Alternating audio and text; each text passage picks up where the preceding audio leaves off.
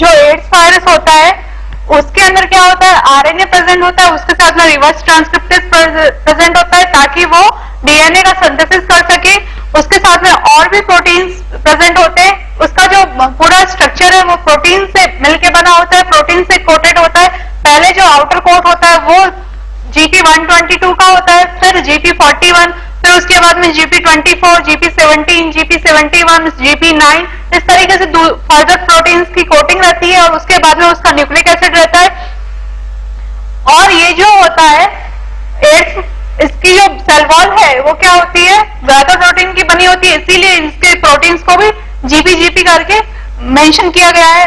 ये protein human influenza virus जैसे ही किसी भी सेल के इंफेक्ट करेगा, सबसे पहले ये अपनी कोटिंग को रिमूव करता है, उसके बाद में अनकोट इसका जो न्यूक्लियस है वो आरएनए को रिलीज करता है और उसके बाद में क्या होता है कि जो भी पेशेंट है उसके डीएनए के साथ में ये इंटीग्रेट करता है और फिर अपना प्रोसेस करना शुरू करता है।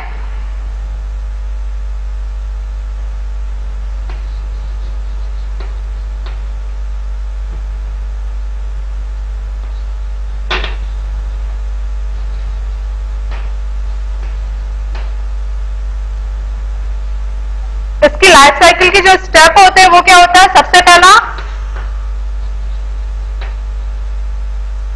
अटैचमेंट टू होस्ट सेल, दूसरा जो स्टेप होता है इसका वो क्या होता है, अनकोटिंग या रिलीजिंग वायरल आरएनए। तीसरा जो स्टेप होता है इसका वो क्या होता है,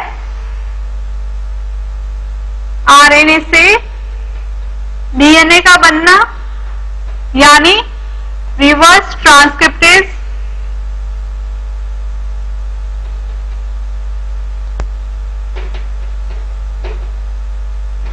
जब रिवर्स ट्रांसक्रिप्टेज एंजाइम के द्वारा जब रिवर्स ट्रांसक्रिप्शन होता है और उसके होने के बाद में क्या बन जाता है, जब डीएनए बन जाता है तो फोर्थ स्टेप क्या होता है कि इंटीग्रेशन विद होस्ट जीनोम या host DNA, integration of viral DNA with host DNA.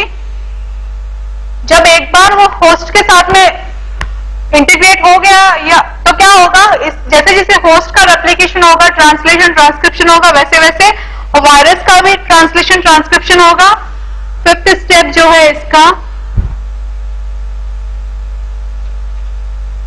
Transcription.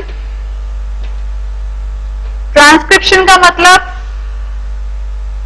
Back to RNA, यानी जो वायरल डीएनए उससे वापस आरएनए का बनना। जब एक बार आरएनए बन गया तो आरएनए बनने के बाद में क्या होता है, protein synthesis. Sixth step translation, यानी वायरल आरएनए से प्रोटीन का बनना, वायरल प्रोटीन का बनना। यानी जब वायरल प्रोटीन बन रहा है तो जैसे जैसे वायरल प्रोटीन बन रहा है वैसे वैसे वायरस भी बन रही है, तो इनका क्या हो रहा है, मल्टीप्लिकेशन हो रहा है या बर्डिंग हो रही है इनकी।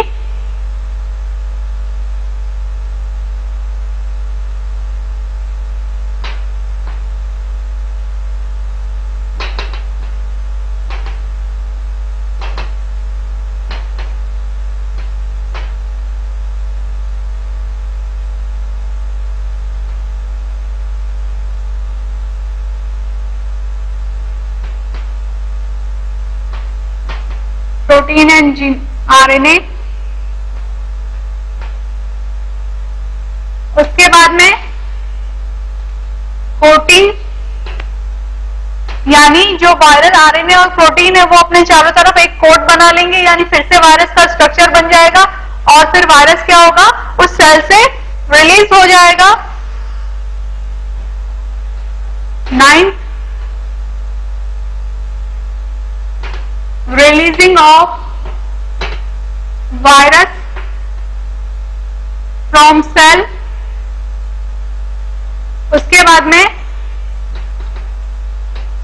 infected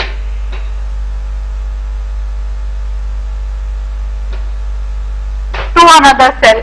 यानी सबसे पहले क्या होगा, कोई भी ये वायरस है ये अपना अनकोड करेगा, वायरल डीएनए होस्ट डीएनए के साथ में बनेगा, उसके बाद में रेप्लिकेट होगा, दूसरा वायरस बनने शुरू होंगे, उनकी प्रोजेनी रेप्लिकेट होगी और उसके बाद में वो उस वायरस को दूसरे सेल के अंदर रिलीज कर देंगे। तो इसका मतलब ये है कि ये एड्स एक से दूसरे सेल्स के अंदर जाता रहता है और ये वायरस पूरी बॉडी के अंदर इन्फेक्शन करते रहते हैं। जब कोई भी पर्सन एड्स को सफर करता है तो उसके अंदर और भी वीकनेस आ जाती है, तो उसके अंदर और भी जो भी बैक्टीरिया है, जो भी वायरस है, जो भी और दूसरे फंजाई है, माइक्रोबैक्टीरियम है और दूसरे पैथोजन है, पैरासाइट है, वो भी उनके लिए भी फेवरेबल मेथड बनता है या फेवरेबल होस्ट बनता है,